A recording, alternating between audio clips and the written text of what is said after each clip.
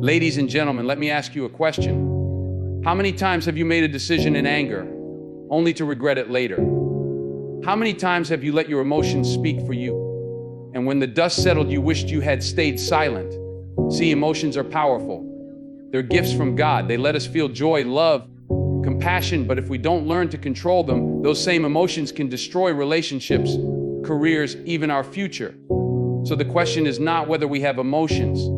The question is, do our emotions have us? When we talk about controlling emotions, the very first discipline we must master is the ability to pause before we react. Now let me tell you that pause can feel like the hardest thing in the world, because when emotions run high, whether it's anger, disappointment, jealousy, or fear, the natural instinct is to let that emotion explode outward. We slam doors, we raise our voices, we send messages we can't take back, we act on impulses we later regret.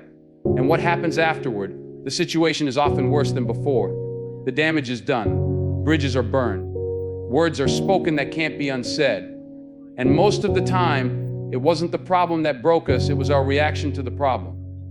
That's why learning the art of the pause is so powerful. It sounds simple, but it takes strength. Because when someone disrespects you, your first thought is not peace, it's defense. When life throws you into chaos, your first instinct is not calm, it's panic. But the pause gives you room. It creates space between the emotion and the action.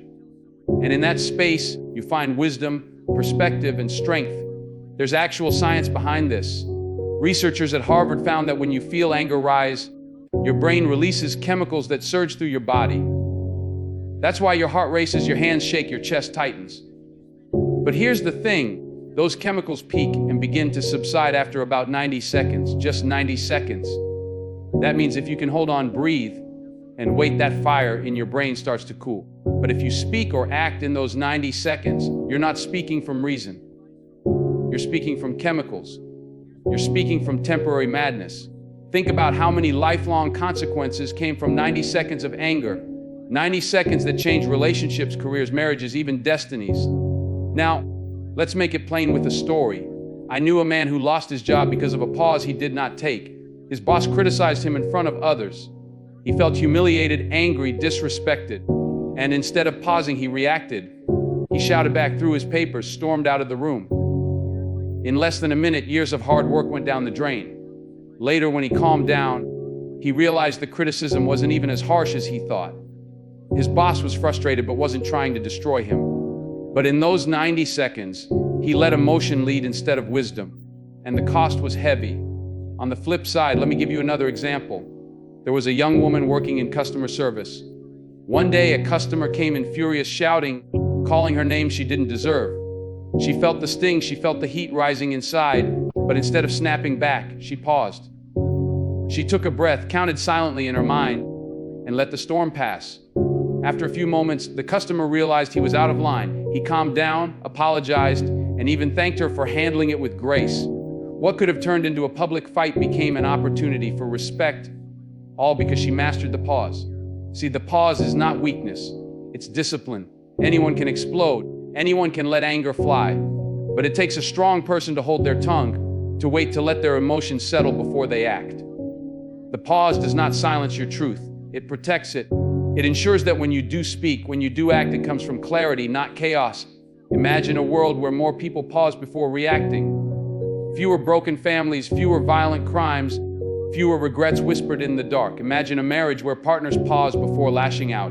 Imagine a workplace where leaders pause before making rash decisions. Imagine yourself stronger, calmer, more respected because you paused instead of exploded. That's the power of 90 seconds.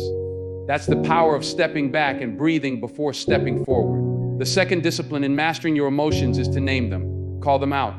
See, one of the greatest mistakes we make is believing that our emotions are some giant storm we can't control, so we just let them toss us around. But here's the truth, you can't manage what you don't understand. You can't fight what you don't face, and you cannot overcome what you refuse to name. When you say, I'm upset, that's too vague. Upset could mean you're angry, or it could mean you're sad, or maybe you're feeling betrayed, or maybe it's disappointment. Those are very different emotions, and each requires a different response. Think about it, the way you handle sadness is not the way you handle anger. The way you face disappointment is not the same as the way you face fear. But when you lump it all together and just say, I'm upset, you strip yourself of the clarity needed to handle it. There's a practice in psychology called emotional labeling. Researchers found that when people put words to their feelings, when they literally say, I feel anxious, or I feel lonely, their brain activity changes. The intensity of the emotion decreases. Why? Because the moment you name it, you create distance between yourself and that feeling. Instead of drowning in it, you're observing it. And when you observe it, you gain power over it. Let's make this real with a story. A young man I once met was always angry. At home, at work, with his friends, he snapped at everyone. He thought anger was the problem. But when he sat down with a counselor, something powerful happened. The counselor asked him to slow down and name what he really felt in those moments. And you know what he discovered? Most of the time, it wasn't anger, it was shame. Shame from feeling like he wasn't good enough. Shame from his childhood where he was constantly compared to others. And when situations triggered those old wounds, it came out as anger. Once he named the real emotion, shame, he could deal with it, he could heal from it. If he had kept calling it anger, he would have kept fighting the wrong battle. That's why naming your emotions matters. It's like hearing noises in your house at night. If you don't know where it's coming from, your mind races, you panic, you imagine the worst. But if you flick the light on and see it's just the wind rattling the window, suddenly the fear loses its power. The noise didn't change, but your understanding of it did.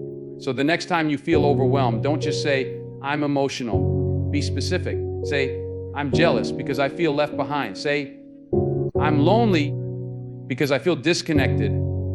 Say, I'm anxious because I don't trust what's coming next. When you do that, you stop being a slave to a vague cloud of feelings and you become the master of clarity. And let's be honest, many of the conflicts we face, both within ourselves and with others, come from mislabeling emotions. A husband might say he's angry at his wife when really he feels unappreciated. A teenager might act rebellious when in truth, they feel unseen and unheard. A leader might snap at his team when what he really feels is fear of failure. If they can't name it, they can't heal it. And the people around them will pay the price for an emotion that was never properly understood. That's why leaders, parents, spouses, and individuals who learn to name their emotions are stronger. They don't just react blindly. They know exactly what they're feeling, and because they know, they can choose how to deal with it. Naming your emotions is not just about self-control, it's about honesty with yourself. And honesty is the first step toward freedom. The third key to controlling your emotions is learning to control the story you tell yourself. You see, most of the time, it's not the situation that breaks us down. It's the interpretation. It's the meaning we attach to it. Because every moment, every event, every interaction is neutral until we give it a story. And that story determines how we feel. Think about it. Someone doesn't answer your call. That's the fact. But immediately, your mind starts writing a script. They must not care about me. I must not be important to them. They're ignoring me. And before you know it, you're hurt, angry, maybe even bitter. But maybe the truth is they were in a meeting. Maybe their phone died. Maybe they were struggling themselves and didn't have the energy to talk. The story you tell yourself has the power to either calm your spirit or crush it. Psychologists call this cognitive appraisal. It means our emotions are shaped less by what happens and more by how we interpret what happens. Two people can experience the exact same event and walk away feeling completely different, simply because they told themselves two different stories. One sees rejection, the other sees redirection. One sees failure, the other sees feedback. The facts were the same, but the meaning was different, and therefore the emotions were different. Let me give you a real-life example. Thomas Edison, the man who gave us the electric light bulb, failed thousands of times before he found success. But when a reporter asked him, how does it feel to fail 1,000 times? Edison didn't see it as failure. His story was different. He said, I didn't fail 1,000 times. The light bulb was an invention with 1,000 steps. See the difference? If he had told himself the story of failure, he might have quit. But he told himself the story of progress. And that story gave him strength. Now compare that to someone who loses one job and says, I'm a failure. I'll never be good enough. Life is against me. The fact is they lost a job. But the story they told themselves magnified the pain, deepened the wound, and destroyed their confidence. It wasn't the job loss that broke them, it was the story. This is why learning to control your story is one of the most powerful emotional skills you can develop, because every time something happens, your mind rushes in to assign meaning. And if you're not intentional, that meaning will be shaped by fear, insecurity, or past trauma. But when you stop, when you say, wait a second, what's the real story here? What's another way to see this? You take back control. Let's take relationships as another example. A woman texts her friend and gets no response. Immediately the story becomes, she's mad at me. She doesn't value our friendship. Now she's upset, maybe resentful. But another woman in the same situation tells herself a different story. She must be busy. I'll give her time. One story creates conflict. The other creates peace. Same fact, different story, completely different emotional outcome. And this applies not just to small moments, but to the big ones too. People who face hardship, trauma, even tragedy, often survive, not because the pain wasn't real, but because of the story they tell themselves about it. One person says, this broke me. Another says, this built me. One says, this is the end. The other says, this is the beginning of something new. And those stories shape how they move forward. So the question is, what stories are you telling yourself? When something goes wrong, do you say, life is against me? Or do you say, life is teaching me? When people hurt you, do you say, I'll never trust again? Or do you say, I learned a lesson about who I give my heart to? Because the story you choose becomes the reality you live. The fourth discipline in controlling your emotions is learning how to channel them into fuel. See, emotions in themselves are not bad. Anger, pain, fear, frustration, these are not weaknesses, they are energy, and energy, when directed with discipline, becomes fuel. But here's the problem. Most people let their emotions burn them up instead of burn for them. They let anger destroy relationships, pain drive them into despair, fear paralyze their potential. But the secret is this: if you can take that raw emotion and point it in the right direction, it becomes power. Let's start with anger. Anger is one of the most explosive emotions we have. When left unchecked, it can lead to violence, broken families, broken friendships, and even broken futures. But anger, when channeled, can also lead to justice, to change, to progress. Think about history. Many of the great movements that shaped the world began because someone got angry about injustice. That anger, instead of being unleashed recklessly, was harnessed with vision and turned into action. Without that channeling, anger would have only caused destruction. With discipline, it became fuel for transformation. Now let's talk about pain. Every single one of us has felt pain, loss, heartbreak, betrayal, failure. And for many people, pain becomes the story of their downfall. But for others, that same pain becomes the story of their rise. I knew a young woman who went through the kind of heartbreak that nearly broke her spirit. She cried, she grieved, she felt worthless. But one day, instead of letting that pain eat her alive, she decided to use it. She went back to school, she invested in herself, she turned her pain into motivation to grow. Years later, she said, if I had not been broken, I would not have been built. That's what it means to channel pain into fuel. It stops being the end of you and starts being the beginning of you. Fear is another powerful emotion that can either cage you or carry you. Fear is natural. It tells you something is at stake. But if you let fear dominate you, you never move, you never risk, you never live. On the other hand, if you channel fear into preparation, into strategy, into discipline, it can sharpen you. A public speaker who feels fear before stepping on stage can use that adrenaline to give energy to their performance. An athlete who feels fear before the big game can use that emotion to heighten their focus. Fear doesn't have to freeze you. It can fuel you. And then there's frustration. How many times have you been stuck in a situation where nothing seemed to move forward? Maybe at work, maybe in your personal life. That frustration builds and you feel like exploding. But frustration, when channeled, can lead to breakthroughs. The most creative solutions often come from people who were frustrated with the way things were. They were tired of the same old patterns, so they used that frustration as fuel to find something new. Here's the truth: emotions are like fire. Fire in a fireplace warms the house. Fire in a forest burns it down. The difference is direction and control. In your hands, your emotions can either be the reason you fall apart or the reason you rise higher. Think about the young man who was told by his boss he would never amount to anything. He could have let that humiliation crush him. Instead, he let it fuel him. He worked harder, studied more, disciplined himself. Years later, he didn't just prove his boss wrong, he became the boss. That's the difference between being consumed by emotion and being carried by it. The key is this: when you feel an emotion rising, don't just ask, "Why me?" Ask, "How can I use this?" Don't waste your anger, use it to fight for something meaningful. Don't waste your pain, use it to grow stronger. Don't waste your fear, use it to prepare. Don't waste your frustration, use it to innovate. Because every emotion you feel carries energy, and energy is power. The question is whether you'll waste it on destruction or invest it in growth. The fifth key to controlling your emotions is to stay anchored in values, not feelings. Let's be real. Feelings are unpredictable. They rise and fall like the tide. One day you're motivated, the next day you don't want to get out of bed. One day you feel deeply in love, the next day you're irritated by every little thing. One day you're confident, the next day doubt is whispering in your ear. If you live your life based on feelings, your life will always be unstable, tossed around by every wave of emotion. But values are steady. They do not change with the weather.